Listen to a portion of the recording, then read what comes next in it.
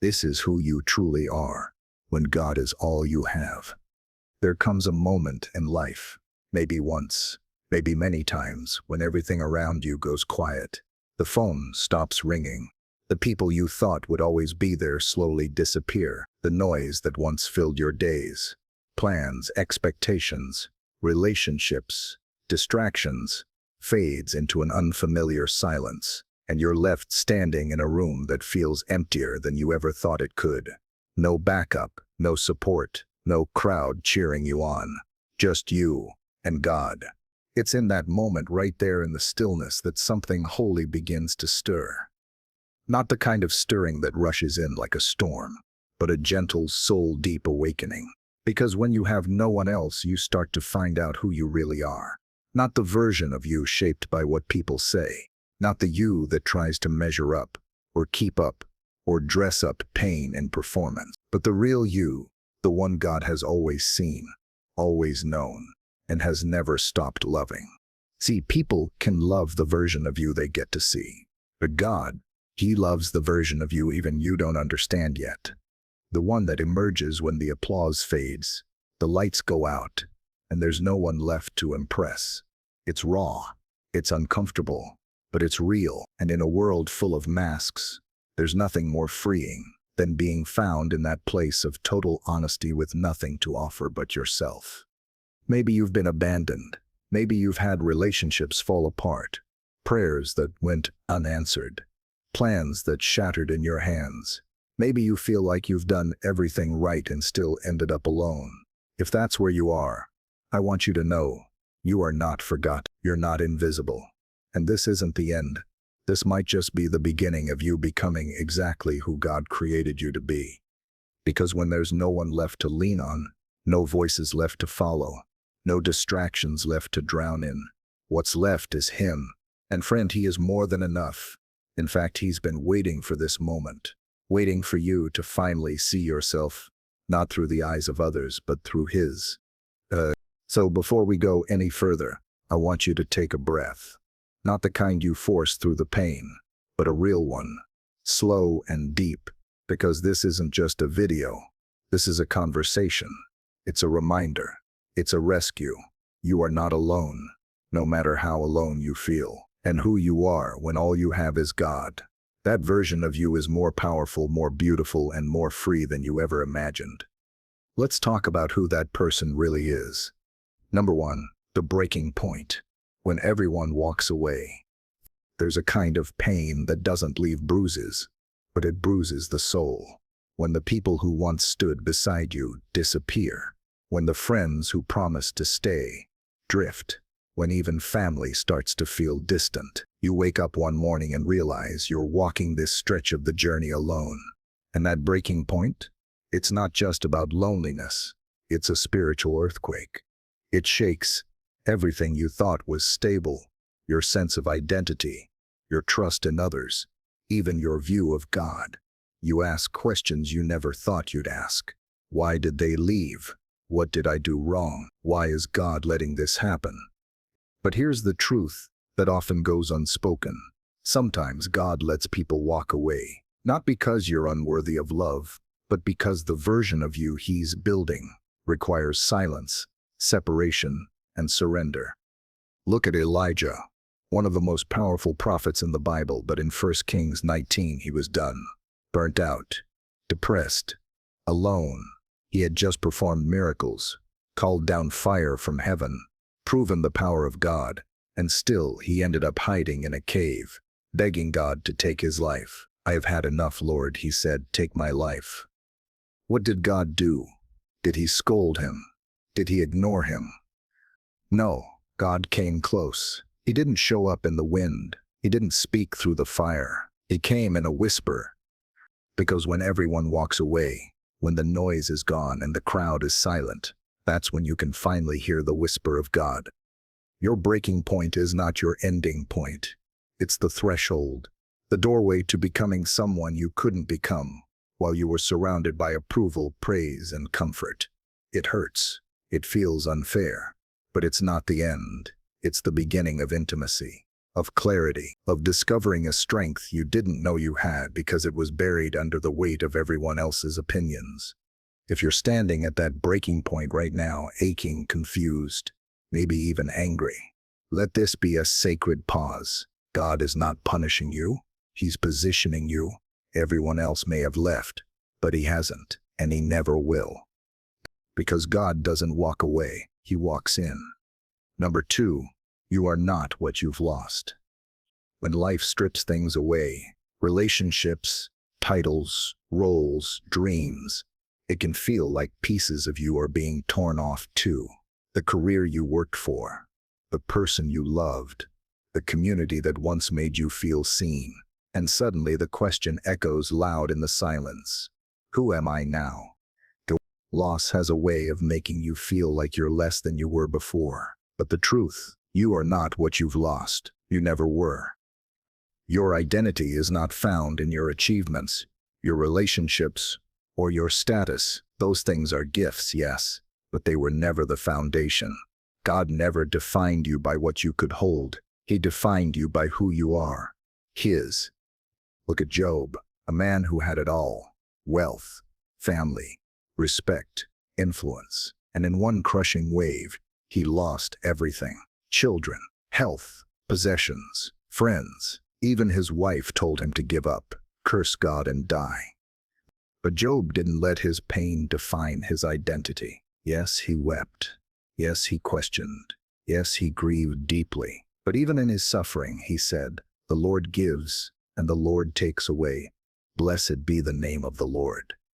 That's not a man who didn't feel pain. That's a man who knew that pain didn't define him. You see, sometimes God allows loss not to destroy you, but to reveal you, to pull away everything false so the true, eternal, untouchable identity underneath can finally breathe. Who you are in him can never be stolen by loss. You may have lost the job, but you are not jobless. You are still chosen. You may have lost the relationship, but you are not unwanted. You are still beloved. You may have lost direction, but you are not lost. You are still led by the shepherd. When you stop anchoring your identity to what you have, you become unshakable, because even when the world takes everything, it can't take Christ in you. You are not less than you were before. You are not broken beyond repair. You are becoming the you that God already sees, the one he knit together before the foundation of the world, the one who still has purpose, still has value, still has him, and that, friend, is enough. Number 3, the wilderness is not a punishment. There's something about being in the wilderness that makes you feel like you did something wrong, like you missed a step, like maybe God's silent because he's disappointed. But let me tell you something, and I need you to hold on to this. The wilderness is not a punishment, it's preparation. It's metaphor. God doesn't waste pain. He doesn't send you into isolation to crush you, but to cultivate you, to separate the noise from the truth, to kill off every lie that says your worth is tied to what you can do, and to show you that your worth is tied to whose you are. Look at Moses, raised in a palace, trained in power, destined for leadership, and yet before he ever set a single person free, God took him into the wilderness, not for a week, not for a season, but 40 years. That's a lifetime for some of us. Why?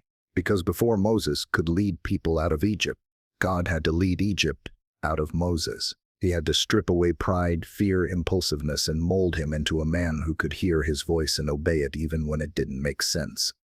The wilderness does that. It quiets the ego. It exposes the false comforts we used to run to. It teaches us to depend on God not as a backup plan, but as our only source. So if you're in that place right now, wondering why everything feels dry and directionless, I need you to know, you're not being punished. You're being prepared. God isn't trying to hide from you. He's trying to lead you. But in the wilderness, his leadership doesn't always look like signs and wonders. Sometimes it looks like daily manna, just enough for today, no excess, no leftovers, just trust. The wilderness is where faith becomes real, where you're no longer walking because of what you see, but because of who you know. And that kind of faith, the kind forged in silence and struggle, is the kind of faith that changes everything. Don't despise the wilderness. Don't rush it. Don't fear it. Let it do its work. Because when you come out on the other side, you won't just be the same person with new circumstances. You'll be a new creation, with unshakable confidence in the one who brought you through. Number 4, the voice you hear in the silence. We've gotten used to noise. We turn on music, podcasts, videos, anything to avoid that awkward, uncomfortable quiet. But let me ask you something with love. What if the silence isn't a sign of absence, but an invitation to hear God more clearly?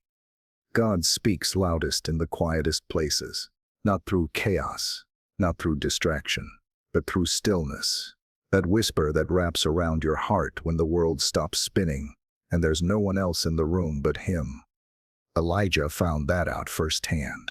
After calling down fire from heaven, defeating prophets of Baal, and showing the power of God, he ran into hiding, terrified, exhausted, completely spent. He wanted to die. And when God finally spoke to him, it wasn't in the wind, not in the earthquake, not in the fire, but in a still, small voice. Sometimes we miss God, not because He isn't speaking, but because we're too distracted to hear Him. We expect Him to shout over the noise, but He wants us to leave the noise, to come away, to be still, to lean in. And the silence, it isn't empty, it's full of His presence. The voice you hear in that silence doesn't shame you. It doesn't rush you. It doesn't sound like fear or pressure or condemnation. It sounds like peace, like love, like truth. It says, "You're not alone." It says, "You are mine." It says, "I've never left." When everyone else's voice fades, the critics, the expectations, even your own self-doubt, what you're left with is the voice that matters most. The one that speaks identity, not insecurity, hope, not heaviness, grace, not guilt. So don't run from the silence. Don't try to fill it. Sit in it and listen, because there's a God who still speaks. And in that quiet space, you'll begin to recognize the sound of your shepherd. You'll remember who you are, and more importantly, you'll remember whose you are. And once you've heard Him there, you'll never settle for noise again. Number 5, becoming who God always saw in you. There's a version of you that you haven't fully met yet. Not the version shaped by people's opinions or your past mistakes, but the version God saw before you were ever born. The one He knit together in your mother's womb. The one He imagined before time even began. The process of becoming that person, it's not glamorous. It doesn't happen when everything is going right. It happens when everything falls apart, when all the surface level layers are stripped away, and God begins to do surgery on the soul. He's not interested in fixing you up just enough to function. He's interested in transforming you from the inside out. And that transformation requires surrender. Not striving, not performing, just surrender. We often try to build ourselves up from the outside. Achievements, appearances, relationships, platforms. But God works in reverse. He starts at the root. And that means He'll dig up whatever doesn't belong. Pride, fear, insecurity, bitterness, even things we didn't realize we were holding on to. That pruning doesn't feel good, but it's necessary, because you can't carry dead weight into a new season, and God won't let you step into your true identity with false foundations. Think of the potter and the clay in Jeremiah 18. The clay didn't shape itself. It didn't direct the process. It simply yielded. Let the potter press and mold and reshape until it became something beautiful, something useful. That's what God is doing with you. He's not discarding you. He's reforming you into something far greater than you thought possible. Sometimes you'll look in the mirror and not recognize yourself, not because you're broken, but because you're becoming more honest, more humble, more bold, more like Christ, and less like the version of you that was trying so hard to be accepted. So don't fight the process. Don't fear the fire. You're not being undone, you're being revealed. And the version of you God sees, that version is healed. That version is strong. That version is whole. That version is dangerous to the kingdom of darkness because it walks in truth, power, and unshakable identity. You're not becoming who the world says you should be. You're becoming who God already knows you are. Number 6, when no one sees you, God still does. There's a pain that comes from invisibility. When you're showing up, pouring out, loving hard, staying faithful, and no one notices. When you're doing the right thing behind closed doors, praying when no one's watching, serving with no applause, and it feels like you're invisible, forgotten, overlooked. But you're not. God sees you. Not in a vague, distant, he sees everyone kind of way, but in a personal, intimate, he sees you right now kind of way. He sees the tears you haven't told anyone about. He hears the prayers you whisper into your pillow. He watches the choices you make when no one else is looking and they matter to him. Hagar, in Genesis 16, knew what it felt like to be unseen. She was a servant, mistreated, pregnant, alone in the desert. No one cared about her story. No one checked in. But then God found her, met her right in the middle of her pain, and she gave him a name no one had ever used before. El Roi, the God who sees me. She didn't say the God who saved me, or the God who fixed everything. She said the God who sees me, because sometimes what your soul needs more than a solution is to know you're seen. You don't have to prove yourself to God. He's not waiting for a performance. He's not impressed by titles or likes or stages. He's moved by faithfulness, by your heart, by the moments when you choose obedience in private, when you stay when it would be easier to walk away, when you love when it costs you something. So if you feel invisible, remember this: you are fully known and fully seen by the one who matters most. The people around you may not see your worth. They may not understand your journey. They may never applaud your sacrifice, but God does. And what he sees in you, it's not small, it's not forgettable, it's sacred. You're not lost in the crowd. You're the focus of his attention. And when you truly believe that, when you know you're seen, you stop needing the validation of people who were never meant to define you in the first place. So keep going, keep showing up, keep being faithful, because the God who sees you is the God who rewards in secret, lifts in due time, and never forgets his own. Number 7, you and God alone is more than enough. There comes a moment in your walk with God where you realize, if all you have left is him, then you actually have everything you need. That realization doesn't come when life is going well. It comes when things fall apart, when the support system crumbles, when the answers don't come, when you're sitting in silence, wondering if you've been forgotten. And in that stillness, you feel it, that quiet, overwhelming presence that says, I'm still here. We say God is enough all the time. We sing it, write it, quote it. But it's in the hardest moments when you truly have no one but him that those words stop being lyrics and start becoming life. Paul understood that. He went from prestige to prison, from admiration to abandonment, and still he wrote, I have learned the secret of being content in any and every situation. I can do all this through Christ who gives me strength. That wasn't just theory. That was the voice of someone who had been stripped of everything and still found peace, not in circumstance but in Christ. Jesus himself modeled this. In the Garden of Gethsemane, he was alone. His closest friends fell asleep in his darkest hour. He sweat blood. He cried out. And yet even when the crowd was gone, even when the pain was unbearable, he stayed. Why? Because he knew the presence of the Father was still with him. You see, intimacy with God doesn't always feel like lightning and goosebumps. Sometimes it feels like quiet trust in the middle of heartbreak. Sometimes it feels like crying on the floor and knowing he's right there with you. Sometimes it's just breathing in and out saying, God, I don't understand, but I know you're enough. You and God alone is not a consolation prize. It's the most powerful place you can stand, Because when you realize He's your source, not just your support, you stop chasing approval, attention, or affirmation.